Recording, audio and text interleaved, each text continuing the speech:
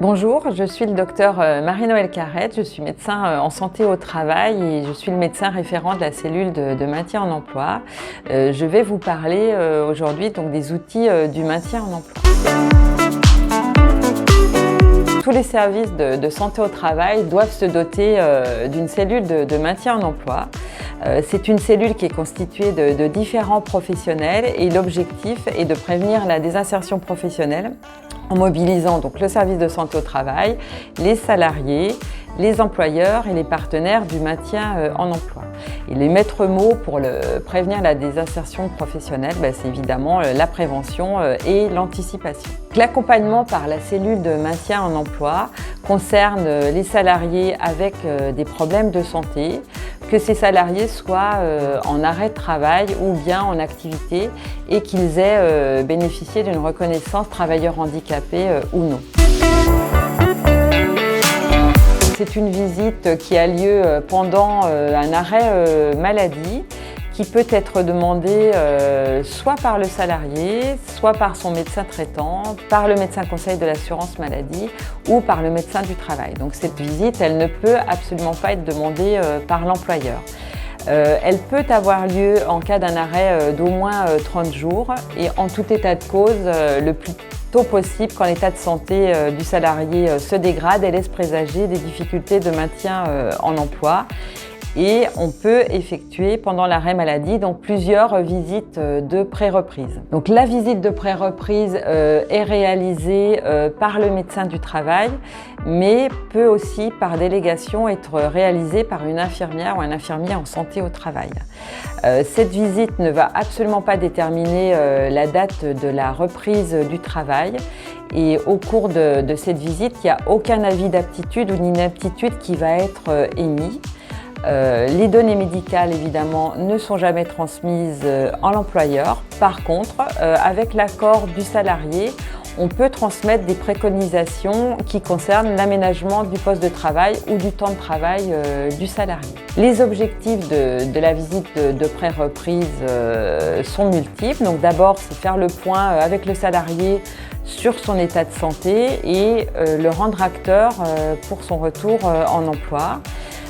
Cette visite de pré-reprise, elle peut aussi permettre d'accompagner l'employeur dans la démarche de maintien en emploi et d'anticiper une adaptation soit du poste de travail, soit du temps de travail, soit des deux. Ça permet aussi d'envisager déjà un éventuel reclassement professionnel au sein de l'entreprise, donc à réfléchir aux mesures qui peuvent être mises en place. Et puis, ça permet aussi d'envisager dès ce moment-là des aides financières, des aides techniques ou humaines pour le salarié et pour l'employeur. Et elle permet aussi, cette visite de pré-reprise, de commencer à parler d'une orientation professionnelle autre et d'amener le salarié vers un autre parcours professionnel avec des idées de reconversion. Elle permet aussi d'anticiper l'inaptitude. Le rôle de l'employeur est très important parce que d'abord, l'employeur doit informer l'ensemble de ses salariés des possibilités de visite de pré-reprise. Si le salarié a donné son accord, ça permet à l'employeur de prendre en compte les préconisations du médecin du travail et donc d'anticiper. Et ça permet de réfléchir à des solutions de maintien en emploi avec l'aide de nos différents partenaires. Elle permet aussi, cette visite de pré-reprise, d'avoir une certaine visibilité et d'informer le collectif de travail de la reprise du salarié. Ce rendez-vous de liaison, il a pour objectif de garder le lien avec le salarié pendant son arrêt maladie, si cet arrêt dure depuis plus de 30 jours. Donc ça permet une rencontre entre le salarié et l'employeur. Le service de santé au travail peut être associé ou pas à ce rendez-vous.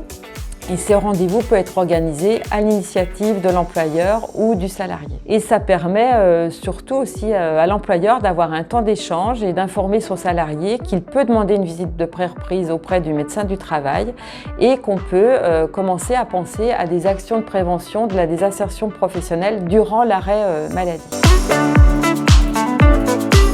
C'est une visite obligatoire qui doit être demandée à l'initiative de l'employeur pour un salarié donc, qui a bénéficié d'un arrêt de travail. Donc soit un arrêt de travail sans condition de durée d'absence, donc ça c'est le cas pour les congés maternité ou pour les arrêts pour maladie professionnelle, ou avec une durée d'absence prévue qui est de 30 jours si l'arrêt de travail concerne un accident de travail, ou de 60 jours si l'arrêt de travail concerne de la maladie ordinaire ou un accident non professionnel. C'est une visite qui est destinée à tout salarié autour de ses 45 ans. C'est un temps d'échange important qui est personnalisé avec un professionnel de santé au travail et qui permet de discuter de l'état de santé du salarié et de l'adéquation avec son poste de travail afin de favoriser la poursuite de la carrière professionnelle en bonne santé. L'objectif de cette visite de mi-carrière, c'est d'évaluer les éventuels risques de désinsertion professionnelle en prenant en compte l'évolution prévisible des capacités du salarié en fonction de son parcours professionnel, de son âge et de son état de santé. Elle permet aussi de sensibiliser le travailleur aux enjeux du vieillissement et à la prévention des risques professionnels. Donc cette visite de mi-carrière peut être demandée soit par l'employeur, soit par le salarié, mais aussi par le médecin du travail ou l'infirmier en santé au travail. Et elle peut être associée à une autre visite médicale en fonction de la temporalité. C'est une visite qui a lieu pour un salarié qui n'est pas en arrêt de travail, donc pour un salarié en activité. Et la demande de cette visite occasionnelle peut être faite soit par le salarié, soit par l'employeur, soit par le médecin du travail ou l'infirmier en santé au travail. Elle est réalisée par le médecin du travail. Et son objectif est de faire le point sur l'état de santé du salarié, de ses difficultés, pour anticiper un risque de désinsertion professionnelle. Autre outil important de la désinsertion professionnelle, c'est l'essai encadré. Donc c'est un essai qui peut être réalisé pour un salarié en arrêt de travail avec un risque de désinsertion professionnelle. Donc l'objectif de cet essai encadré, c'est d'évaluer pendant l'arrêt de travail du salarié, la capacité du salarié à reprendre à son ancien poste de travail ou à tester un aménagement de ce poste de travail ou à tester un nouveau poste de travail dans l'entreprise. Mais l'essai encadré peut se faire également en dehors de l'entreprise. Il peut se faire à la demande du salarié. Il peut être proposé aussi par le service de santé au travail, par l'assurance maladie, par France Travail ou par Comed France. Cet essai est un outil très intéressant. Il est en plus pris en charge financièrement par l'assurance maladie qui va verser des indemnités journalières aux salariés. La durée est de 14 jours maximum renouvelable une fois. Et le salarié, pendant cet essai encadré, va être suivi par un tuteur qui est quelqu'un de l'entreprise et ça va permettre de repérer les difficultés et d'anticiper ce qu'on pourra mettre en place pour maintenir l'emploi du salarié. Il existe également d'autres outils de prévention de la désinsertion professionnelle qui sont des aides financières, éventuellement des bilans de compétences, des contrats de professionnalisation. Bien d'autres outils aussi peuvent être mobilisés. Et en tout état de cause, il est très important que les salariés, les employeurs sollicitent le service de santé au travail qui peut les accompagner.